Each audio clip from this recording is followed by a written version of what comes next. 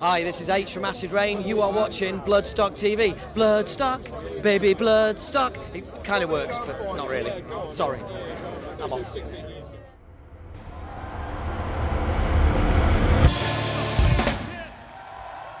Okay, next up on Bloodstock TV, we're having a chat with the guys from Xentrix. We've got Stan and we've got Jay. How you doing, guys?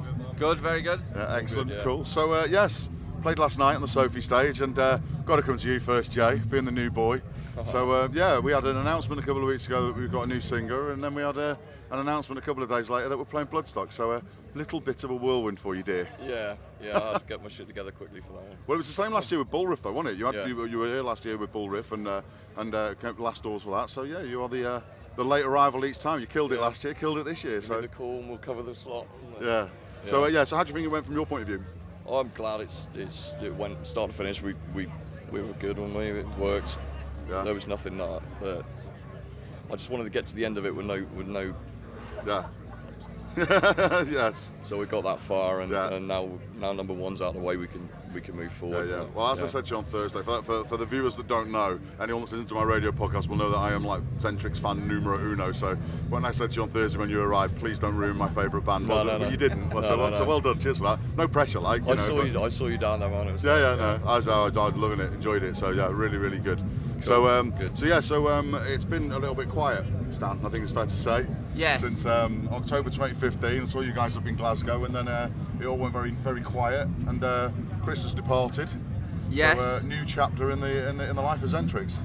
Basically, what happened is we had recorded an album, we finished it, and then Chris decided he didn't want to do music anymore. It's not like he's gone to another band or anything like that. He just said, right, I don't want to do it. So we decided, right, there's no point putting an album out for something that we haven't got a singer for. Yeah. So we just sat on it, and we thought.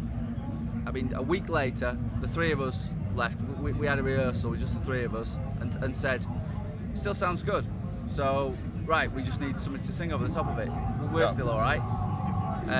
So we then started trawling through people.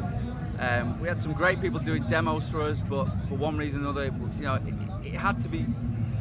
I spoke to Sharon and she said, take your time, find the right person. Yeah. And we were desperate to get someone. Like you say, it was 2 years. Yeah. We were going through people. We were very close with some people, and then something wouldn't be quite right, Yeah. And then last year at this festival, on the main stage, I was with Killed to This. You were with, was it Cambion? Yeah. And I knew him from a couple of times before. Just sort of patted him on the shoulder and had a word and said, do you want to come and play guitar? I half expected him to say, oh no, I'm busy. He went, oh yeah, I'll do it. And then Xentrix actually to play on that. Yeah. You were a fan as well, weren't you, Joe? Of course. Of course. Yeah. Within a split second, I was like, yeah, I'll have that. So yeah, it's nice to know that it started here at Bloodstock. That's a nice little seed of things. It was, and from there we just went on, and we did have somebody else because we were going to be a 5-piece because we thought it'd be easier than try and find somebody who could play and sing. And when it didn't work out with this guy, we were like, and I just said to him, "You can't sing, can you?" Jokingly, and he went, "Oh, I'll have a go." And it was like, and then he came away, came back, learned 3 songs, and was like, well, "We sorted it. Yeah, sorted." That'll do. You know what I mean? And the rehearsals just got better and better, and we've even started writing new stuff. Yeah. On top of the album we've already written, we've even started writing new stuff with just Jay. Yeah. So that's basically where we're at. We're going to now go away, re-record the vocals. Yeah. And see how it goes from there. I did notice last night you played There Will Be Consequence. We did. There's a few lyric changes already that I've already noticed. I didn't notice. No, nice one. I noticed them because of course under the radar. Well, you say about sitting on the album for 18 months. I've been sitting on the album for 18 months because you were kind enough to give it to me, and it's been horrible because I've had a radio show.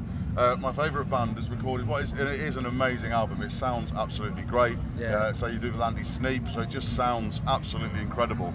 And I've had to sit on it for 18 months, and it's been horrible. It's been really, really horrible. So I'm singing along there last night with There Will Be Consequences, and all of a sudden it's like, hang on a minute, they're not the words. He's changed it. And you also said the other day that there's also guitar bits as well that you're thinking that you're gonna maybe fiddle around with as well. We slipped some into the set, didn't we? There's some little bits of changes. Yeah, there might be some little bits here and there, but because I mean, still songs now they're new to most people, but they're old to us now. They're like 3 and 4 years they're old. all old to me. My son loves the album. We had it on in the car for So- 18 months. I mean, at the minute, the next thing is for us to go away, re-record these vocals. I still think we might even write a couple of extra ones. Yeah. You know what I mean? Just slip them in there. Well, you might. I mean, like I say, when you get a new member in and that sort of thing, comes in with new ideas and stuff like that. It might be that you just get some sparks or something else, and you know, maybe drop some, maybe bring some in, and it might work out something else. But no timelines on that. I'm assuming though. Not yet, as yet. And we're starting booking other gigs. So we've got gigs booked for next year. Sharon's sorry, we're playing in Spain and Poland. Better get your passport renewed then, hadn't I? And then I think other stuff's going to come in. We'll just see how it goes. I mean, yesterday was kind of like, right, let's see if this works. We knew it kind of would, but we had to put it out there and see. No, what I think everyone else thought. I think it wasn't just Jay. It was that the rest of the band had also clear that you sort of, you know, you really wanted to just sort of, you know, we are still here and we are still around, and you all up your game. We love it. You know? So we love this type of music. I mean, this festival, I think, is for people who live and breathe this type of music. Yeah. And we do. You know, So yeah, well, it's all looking good for the future then, things like that. So just talking in general then about sort of thrash bands. Obviously you guys have come back. That tour that we talked about in October 2015 was back with Acid Rain. They're back now as well. Yep. And we've got bands this weekend like Testament and you know, the Creator, been around for donkey's years. What do you think it is about thrash? The fact that it's so hard and fast to play, and yet everyone seems to just keep going forever on it. So what do you think it is about the longevity of it? It's more addictive than anything else, isn't it? It's addictive when you find a band that's doing a sound or a song that's, I don't know, gives you that, whatever that is. Yeah. You can hear it, and it's addictive. That's addictive.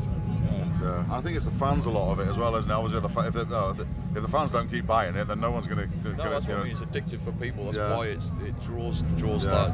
that recurrence of Good news interest. for me. All the time. Yeah. Guys like you still around for ages and that sort of thing. So yeah, so it's been a bit of a crazy few years, because the first time I saw you guys, you know, first time I came to Bloodstock was because you guys were playing. Yeah. So it's just literally, you know, I wasn't really aware of Bloodstock. So 2013 when you guys had come back, and it was like, you know, and you'd announced in the February that you were coming back, and then 6 months later, Chris is running over and saying hello to me. It was like, didn't know you guys in the February, and then all of a sudden, 6 months later, mates with you and everything, and it's just a little bit crazy. So that's the way it goes. Yeah. it's all good fun. So well, good. I'm glad that it's great to see you back, because as I say, slightly vested interest in that on my part. But hope we get some nice new dates, and we'll go on a bit of a road trip together, and I'll follow you around and get me stalker hat on again.